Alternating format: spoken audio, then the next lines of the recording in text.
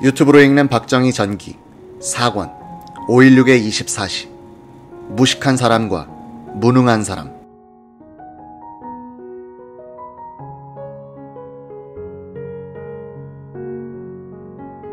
AP통신은 6월 1일 혁명정부가 오는 8월 15일을 전후하여 정권을 민관 과도정부에 이양하는 것을 검토 중이다고 보도해 박정희, 김종필을 중심으로 한 혁명 주체들을 흥분시켰다. 다음날 최고회의 대변인인 원충현 보도국장은 이 외신 보도를 부인하는 성명을 발표했다. 정권 이양은 사회 각 분야의 개혁이 성공적으로 단행돼 북괴의 경제력을 압도할 수 있는 기반이 마련된 후가 될 것이다.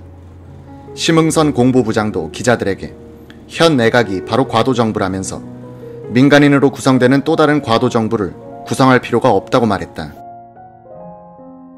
이날 오후 윤보선 대통령은 원래 기자회견에서 정권 이양이란 상당히 민감한 분야에 대해서 언급했다. 그는 우선 조속한 기간 내에 정권을 민간정부에 이양할 것을 희망한다고 했다.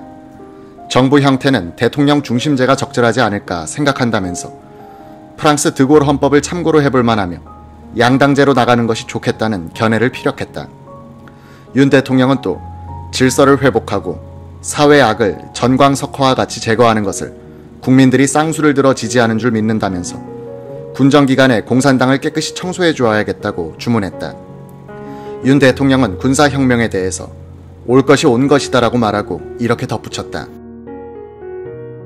다른 사람들이면 10년 걸릴 일들을 10일 동안에 해놓으니 찬양하지 않을 수 없습니다. 혁명정부는 윤 대통령의 기자회견에 대한 불만을 이를 보도한 기자들을 잡아넣는 식으로 표현했다.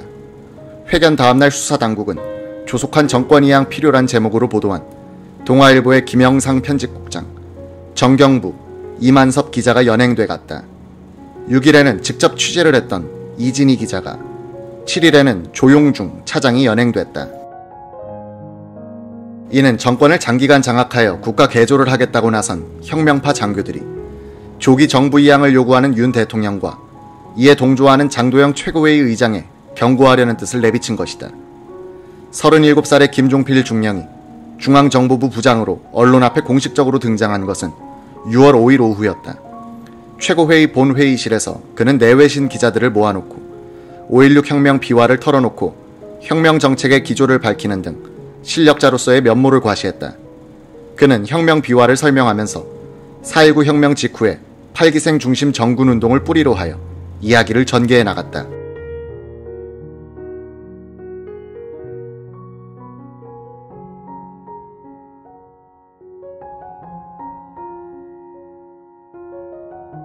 그는 박정희, 장도영 장군은 올해 3월에 가담했다고 하는가 하면 특히 장도영 총장은 정보가 누설될 때마다 잘 커버해 주었다고 했다. 듣기에 따라서는 자신이 혁명의 총기획자이고 박정희는 추대되었을 뿐이라는 느낌을 줄 정도였다. 김 부장은 또 혁명 공약, 초기의 포고령, 국가재건 최고회의라는 명칭은 내가 기초하여 박정희 장군의 수정을 받은 것이라고 말하고 혁명을 구상함에 있어서는 사상계를 많이 참고했다고 했다. 그는 이어서 원래는 내각을 구성할 때 45세 이하로 하려고 했었다고 말하고 경제정책에 대해서도 언급했다.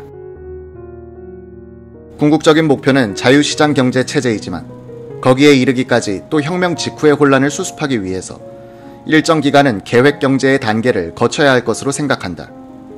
국정의 전반에 대한 30대 젊은 장교의 소신피력은 많은 기자들에게 깊은 인상을 줬다.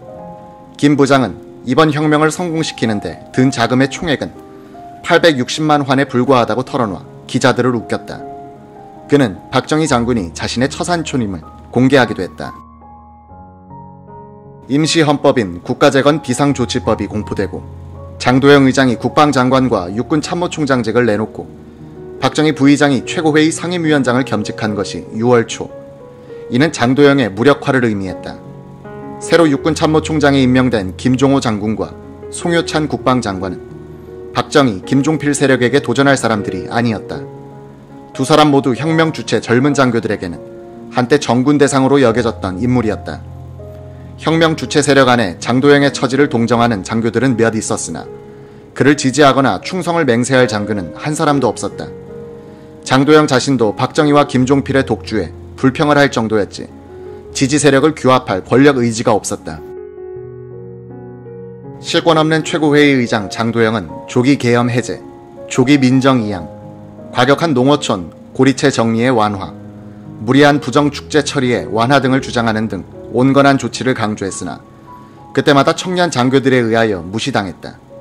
6월 8일 그는 박정희 부의장을 불러 나는 의장직에서 물러나겠다고 선언했다. 최고회의 의장은 계엄사령관인 육군 참모총장이 맡아야 합니다. 장도영은 그러고는 중앙청 총리실에서 기거하면서 내각 수반직만 수행하기 시작했다. 총구로서 정권을 탈취한 군인들은 차츰 사회가 안정을 되찾으면서 새로운 논리가 적용되는 시대가 전개되고 있음을 느끼기 시작한다.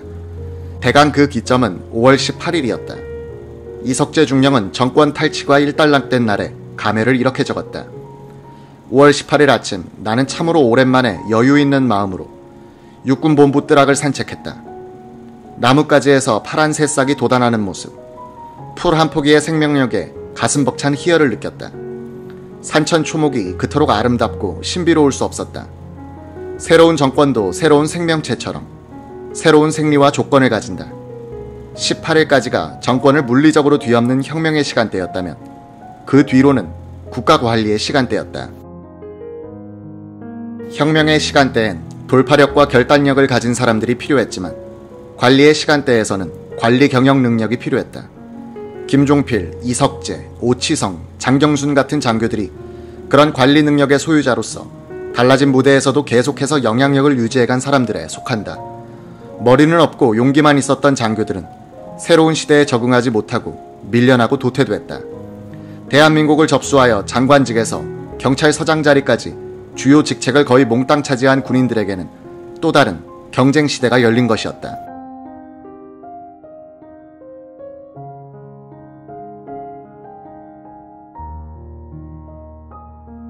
육본 작전교육처장 장경순 준장은 전북 김제 출신인데 별명이 농림부 장관이었다.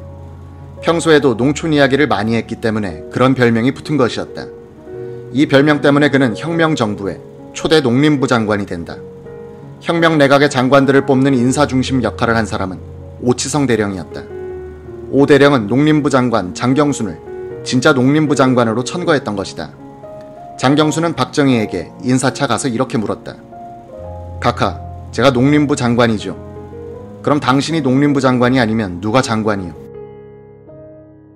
그러면 하루라도 소신껏 하겠습니다. 그렇게 하시오. 장 장관은 농림부 전 직원들을 집합시킨 뒤 이렇게 말했다고 한다. 나는 이 시각 이전의 문제는 일체 불문에 붙이기로 하였습니다. 내 전임자는 여러분들을 지금 그 자리가 최적의 자리라고 생각하고 임명했을 것입니다. 처음 부임한 내가 아무것도 모르고 인사이동을 시키지는 않을 것입니다. 아무쪼록 소신대로 일해 주십시오. 나하고 근무할 수 없는 사람은 딱 두 종류뿐입니다. 첫째는 무식한 사람입니다. 자기 할 일도 제대로 처리하지 못하면서 남의 일에 간섭하는 사람이 바로 무식한 사람입니다. 앞으로 자기가 맡은 일 이외에 대해서는 나에게 이야기하지 마시오. 남의 이야기를 나에게 하는 사람은 내가 즉각 해임시키겠습니다. 둘째는 무능한 사람입니다. 자기 맡은 일도 못하는 사람을 말합니다. 무식하고 무능한 사람은 나와 함께 일할 수 없습니다. 농림부는 너무나 할 일이 많습니다. 오늘부터는 토요일도 일요일도 없습니다. 과거를 불문에 붙이겠다고 하니 약점이 많은 공무원들은 안심하고 죽자사자 일을 했다는 것이다. 장경순은 박정희 부의장에게 이런 보고를 올렸다. 우선 농어촌 고리채를 정리해줘야겠습니다.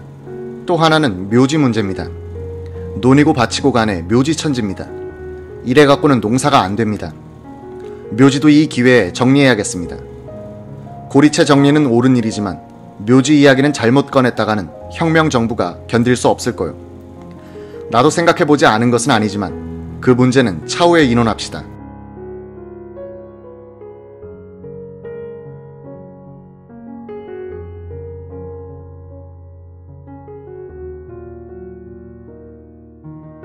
장경순은 8기 특별기 출신이자 한때 전북중학교에서 함께 교편을 잡았던 적이 있는 김기봉 중령을 장관 특별보좌관으로 임명했다. 김기봉은 군인의 눈으로 본 당시 공무원 사회의 실상을 이렇게 회고했다. 당시 공직사회에는 대학 졸업자도 많았지만 그들이 배운 지식은 잘 실천되지 않고 있었습니다. 저는 귀납법과 연역법을 군대에서 배웠습니다. 정보 수집을 하여 적정 판단을 내리는 과정은 귀납적입니다. 몇 가지 상황을 상정하고 그 중 하나를 고르는 과정입니다. 이것이 행정 실무에도 그대로 적용되고 있었습니다. 그와 반대로 하나의 정책을 세워놓고 그 목표를 달성해가는 과정은 연역적입니다. 군의 작전 계획 등 모든 계획이 연역법의 논리에서 파생된 행정기법입니다. 민간 분야의 낙후성은 놀랄 일도 아니었습니다. 장교들은 미국 유학을 다녀와서 선진화되어 있었던 반면에 민간 분야는 그런 행정경영 교육을 받을 기회가 없었습니다. 한국군은 미국의 우수한 행정학자들이 모여 만든 군사행정기법을 전수해 이를 토대로 전쟁을 치르고 양병을 해가던 시절입니다.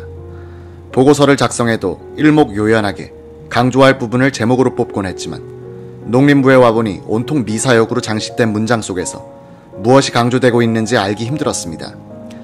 타자기를 활용하지 못하고 먹지를 밑에 받치고 쓴 복사 문건들은 발해져 무슨 글자인지도 모를 지경이었습니다.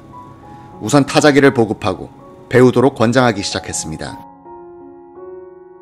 장관들은 내각회의를 하기 전후에는 박정희 부의장에게 들러 보고를 하곤 했다.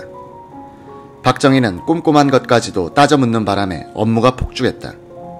이석재 최고회의 법사위원장이 건의했다. 각하, 사소한 것들은 내각의 일이 마시죠. 그 시간에 다른 큰 일을 하시거나 좀 쉬십시오. 알아, 내가 지금 업무를 파악하느라고 그래.